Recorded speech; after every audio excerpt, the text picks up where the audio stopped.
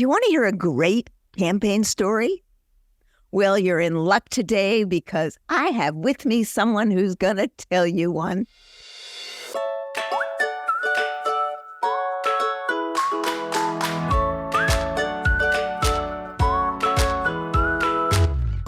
Welcome to All About Capital Campaigns, a podcast that provides fuel for your nonprofit's growth. Each week, Amy Eisenstein and Andrea Kihlstedt, co-founders of Capital Campaign Pro, provide practical tips about raising more money for your nonprofit organization. Here are your hosts, Amy and Andrea.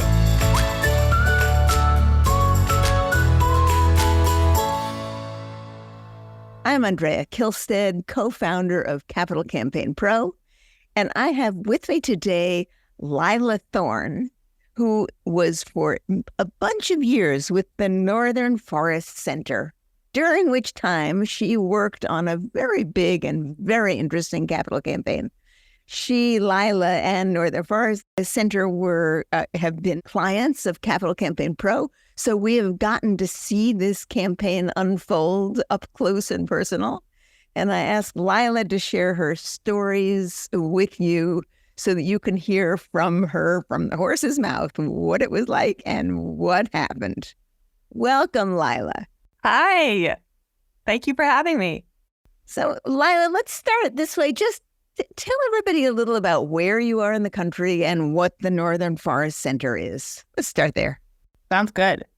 Yeah, so my name is Lila. I live a little bit outside of Concord, New Hampshire, in the Northeast. I live on a lake in a very beautiful forested area, and I have 3 kids and 4 chickens, and live and work mostly from my son's bedroom. I worked for the Northern Forest Center for 6 years and actually just finished my tenure there 8 days ago to become a full-time mom. And the Northern Forest Center is just a fantastic nonprofit. I've worked for many nonprofits, and so I can vouch for them in saying that they have a wonderful team culture and a mission that is really focused on creating innovation and vibrancy across a rural landscape, which spans 30 million acres, actually ranging from the Adirondacks, northern Adirondacks, across into the Green Mountains of Vermont, northern Vermont, and Northeast Kingdom, into the White Mountains of New Hampshire, and then up into the North Woods of Maine.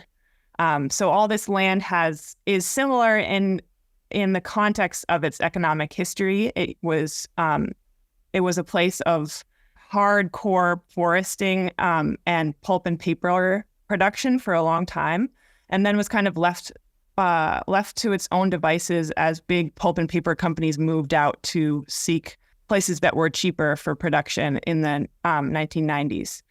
So at that point, a lot of conservation nonprofits moved in to say, oh, we have to save this land and conserve the forest. But there was no actor saying, well, what about the communities that are here? And what's their livelihood now that the economic pillar is gone from their communities? So our focus is creating a new model for rural vibrancy across this landscape, specifically from the lens of communities that have been left behind.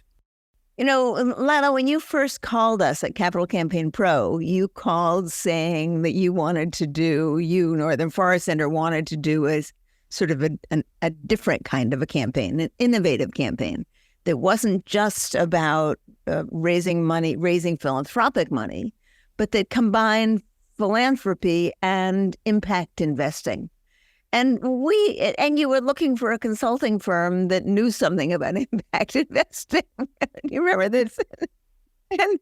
And Amy and I put our thinking caps on, and we thought, well, we don't know anything about impact investing either. We know a lot about philanthropy, and we debated how to come back to you, and we finally came back to you and said, listen, we know a lot about philanthropy. We're happy to help you with that, but I think you know about impact investing. And why don't we put our energies and minds together, and we'll figure it out. And that's what happened, actually. You decided, okay, we didn't have to know about that. You knew about that. And the campaign that you shaped started out as a campaign to raise, $20 million? Yeah. And how did that break down in terms of goals? Yeah, great question. Yeah, I remember that first conversation with you and thinking about, we were stumped ourselves about who we needed to help us through this thing. We didn't even know if it was a capital campaign because we wanted to raise a bunch of impact investments, which really in the investment world is called a capital raise. And so we were thinking about, do we find investment advisors that help us through this, but we want to raise investments and philanthropy. And in the end, we decided that we really didn't know how a campaign worked. And so we needed your help there, and that we were going to take a risk and try and figure out the investment side, which we did have a little bit of experience in, but not to the scale that we wanted for our capital raise. So anyway, what we did was we ended up with a $20 million goal, which was almost split evenly between impact investments and gifts and grants. And then we had such wild success in the first year and a half that we hit the benchmark that we had set for ourselves. That meant that if we hit that benchmark, we would raise our goal. So we raised our goal to 30 million a year into the campaign. And now the campaign is going to close by the end of the year, right? At 30 million plus. Yeah, it's finishing in December of this year. We're officially at $27 million of combined investments and gifts and grants. So it's a nail biter, and we'll see how we do in the last 4 months. Fantastic. If campaigns aren't nail biters, you're not going for enough. Exactly. You're just sitting back and, cruising to the end. Right? The amount of time that I think, wouldn't it be nice if we had just stayed at 20 million? Right. It would be over and done, and you would have left a ton of money on the table. Exactly. Which would have been a mistake. Now, so your campaign is also interesting because you cover so much territory. It's not like you have a local campaign, where in Rutland, Vermont, you're raising so and so much money. No, you're raising money from a big geography that goes across communities and across states. How did you think about that? That's a great question. Yeah, so our geography is 30 million acres. We're putting money from the campaign into 10 different communities across our 30 million acres. And we needed to raise a whole lot more money than we had ever thought we could raise. Our operating budget when we started was 2 million, 2.5 maybe. And now it's 5 million. And we have 27 million stacked on top of it. So we've doubled our operating budget over the course of the time and had to raise this extra money. What was interesting about that was that, honestly, a big selling point for our campaign was the ideas behind it. The idea that communities that were left behind deserved a second chance, and the political possibilities that lie behind that in terms of rural America.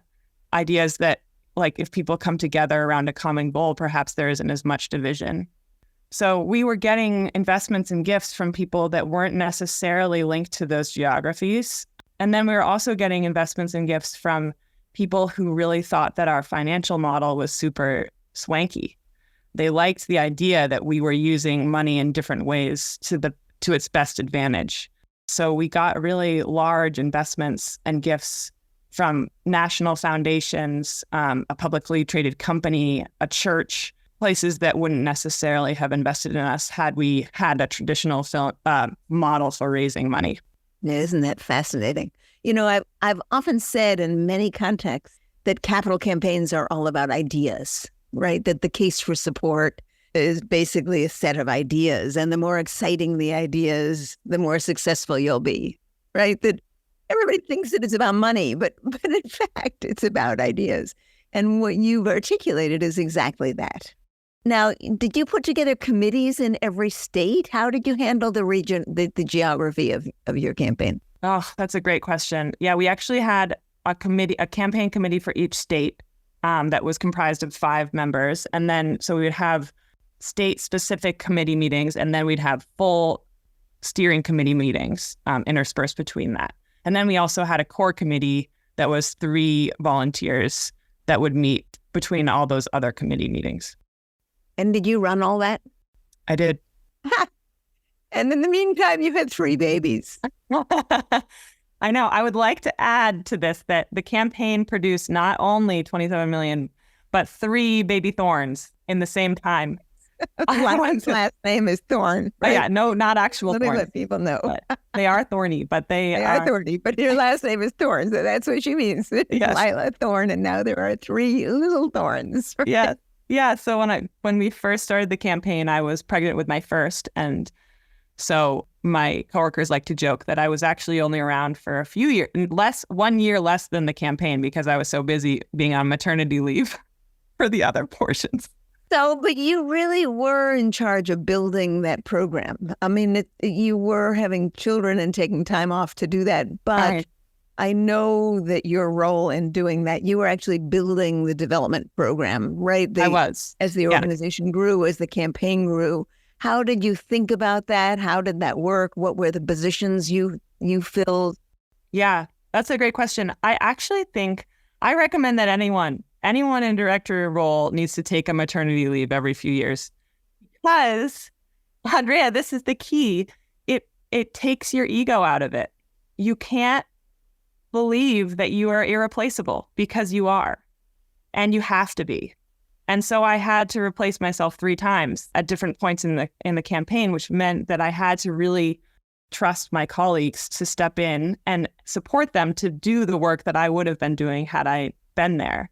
So when we first started the campaign, we had me and one other half-time person in the fundraising office. And then we brought on another major gift officer. And then we brought on a campaign coordinator and campaign fundraising coordinator. And then we kind of folded in our communications director into the fundraising team about that same time. She'd kind of been working parallel before. So by the end of it, we had a lot more people working on the fundraising team. And then the coup d'etat is that after my 3rd baby, I stepped out of my role as a director of development and we brought on a new director of development. And then I worked part-time as a major gift officer. So it was, let's see, I think by the end of it, we had 5 people plus the president working in fundraising, which is many more than we had started from. Right. And what's cool about it is that at least 2 of those new additions were people who had never worked in fundraising before. And wow. we saw them, and we just saw they had the spark, and we believed that they could do it. And they are just fantastic fundraisers. Wow. So now the budget of the organization has grown by 3 or 4 times. Yeah, it has. It's gone from 2.5 to 5. So yeah, doubled. Twice, double. Yeah. And your staff has grown. Will all of those staff members continue even as the campaign finishes? They will, yeah. Yeah, we're now at a much larger scale in terms of what we can do. And we're deploying the money from our campaign over 10 years. So we have a lot of work to maintain fundraising levels and then also in program deployment. Right. What did you learn, Lila, about fundraising, about asking people for money? I'm sure you did a lot of asking. I did do a lot of asking. What did you learn? It became one of my favorite things to do. I just think it's so fun. I love the drama of it. I love how the self-restraint that is required in asking, in terms of being quiet after you've asked and seeing what the response is. I learned, like you said, that a lot of it has to do with a dream, like a something that isn't there that the person wants to believe in. And that, more than anything, is what is going to bring someone to make a gift that's bigger than what they've considered. I learned that you can ask for way more money than you think you can. Oh my God. And so it became kind of a team culture for our fundraising meetings to kind of dare each other to add a few more zeros each time we were thinking about an upcoming solicitation. So that by the time we were done with the campaign meeting, we would have gone from a $50,000 gift to a $500,000 gift. Normally, that's how the meeting almost always went. And the answers came back pretty often at a $500,000 gift. Right. And had you asked for $50,000, they would have come in at $50,000. Exactly. Yeah. That's what would have happened. That's what would have happened. That's so interesting. So Was it you that sort of breathed a culture of thinking bigger into the development shop? I think that I was a big part of it. I think that it was slowly seeing successes upon success that also helped us to believe that we could do it. And then it was just slowly building that culture of self-confidence amongst each other that really helped. It really came from like within our staff, and it wasn't an outside instigator that helped us get there. That's so cool. So I have to ask you how it worked out with the impact investing and philanthropy, right? That as we started, that's been a defining feature of your campaign, that you asked for money in two ways. You asked people to give philanthropic gifts, and you asked them to invest in your organization, literally to invest in your organization, and then they would get a return on their investment. Exactly. Right. And what did you find out when you talked to people about both? You talked to the same people about both of those things? Yeah, we did. Often it was a combined ask, a gift and an investment ask. So the way that impact investments work, to get a little wonky here, is that basically we're asking people to give an unsecured loan to us. So we'd say, Andrea, we'd like you to consider an investment of $50,000, which means that you give us $50,000 and we'll keep it for a certain rate and term, 5, 7, or 9 years, with very low returns, 1, 2, or 5%. And what we'll do is we'll invest that in the projects that we're doing, which is housing, and use that capital to renovate housing, to purchase and renovate houses, and then use rental income, since we'd rent the houses for 5 or 7 years, to recoup the cost of renovation and pay back the interest to you, your 1, 2, or 5%. And then at the end, we'd sell the house, and that sale of the house would return the capital back to you. So it is a simple model. You could definitely lose your $50,000 because we have nothing backing it, but we have yet to do that. We've returned all money back to our investors so far. And we have the majority of investors rolling that money over to reinvest now that this come to term, which is really cool. So to return to your original question, it was interesting because some people, especially people who were kind of older, would not be interested in investing because they're like, if I die, I do not want this all tangled up in my estate. Like, I'd rather just give you the money. But then others really viewed themselves through a different financial lens and they didn't see themselves as philanthropists. They thought of themselves as doing social good with their money at a concessionary rate than they would in the stock market. So we had a whole different demographic of people interested in us than we would have if people were just thinking about like quote unquote charity. And that allowed us, I think, to raise way more money than we would have normally. That's interesting. And those new people, the people who were interested in being investors, did they also become philanthropists? They did. What's so cool about it is it worked both ways. It worked in every direction. We had one couple come in as investors, and then they made a multi-year pledge, and then they put us in their will. Right. It's amazing. Amazing. Yeah, so interesting. And each opportunity gives you a chance to build and deepen your relationship with them. Exactly. And showing that you can return the money and that you're doing good things with it definitely builds confidence in the organization. Yeah. Will the organization continue on with impact investing after the campaign? Yes, undoubtedly. We're starting projects that one of them requires $11 million of impact investing. So we have a lot more money to raise in that realm. And we have hit a sweet spot where we have this product that people are really interested in using. We raise our own capital and deploy it into our own projects, as opposed to like a CDFI, which is like an intermediary lender.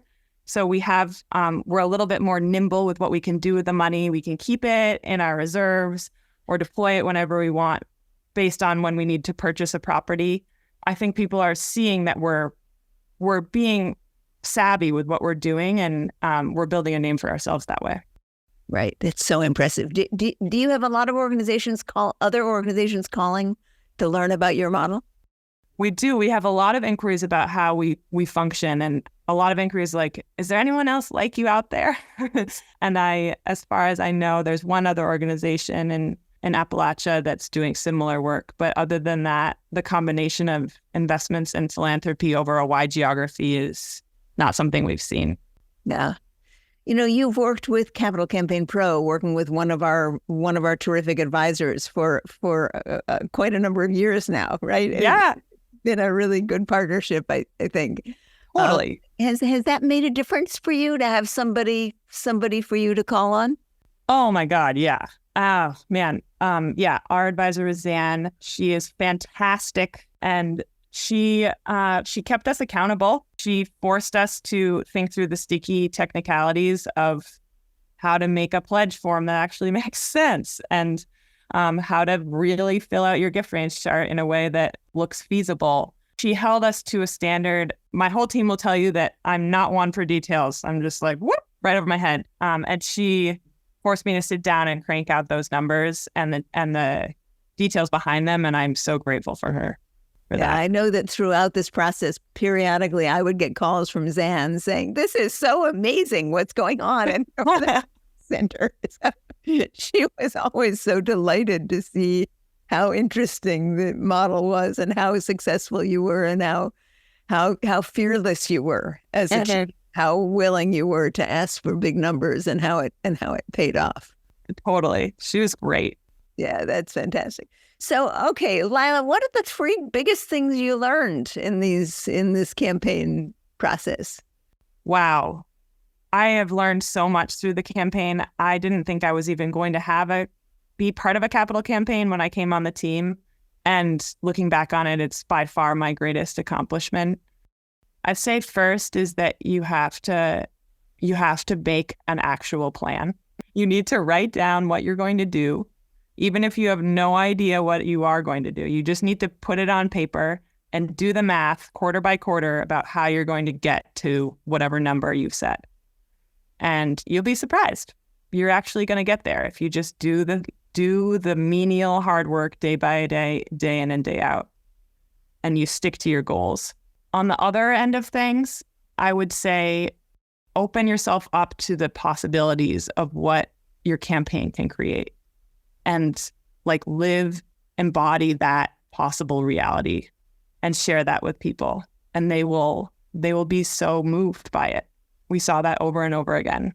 And then the third is invest in your team and trust them and take care of them and work alongside them and treat them all as an equal in importance, because they totally are.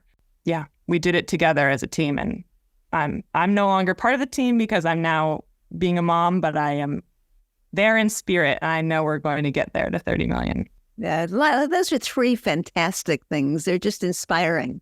Really, they inspire me to hear you say that. Make a plan, right? Actually do the work. And make this stupid plan. Make a stupid plan. I know.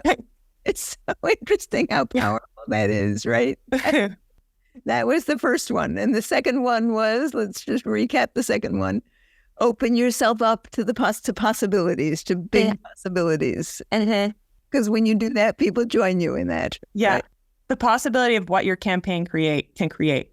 Right. And the third is to build a team, invest in your team. And invest in your team, right? I think people could do much worse than taking those 3 lessons very seriously. And that those 3 lessons can in fact create a successful campaign. Lila, you are a gem. It has been a pleasure to work with you. And today it is my pleasure to actually see you. I haven't had a chance to see you regularly and to talk to you regularly. I'm excited that you're going to have some time home with your kids. They're going to grow up in the blink of an eye. So wonderful that you're actually doing that. Oh, thank you. And then I know when that happens, someone else is going to be ready to scarf you up in a big hurry.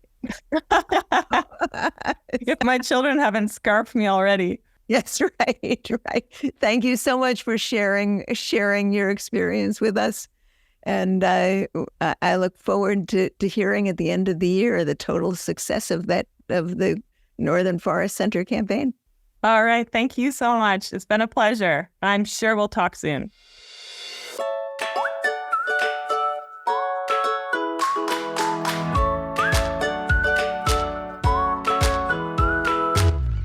Thanks for joining Amy and Andrea for today's All About Capital Campaigns.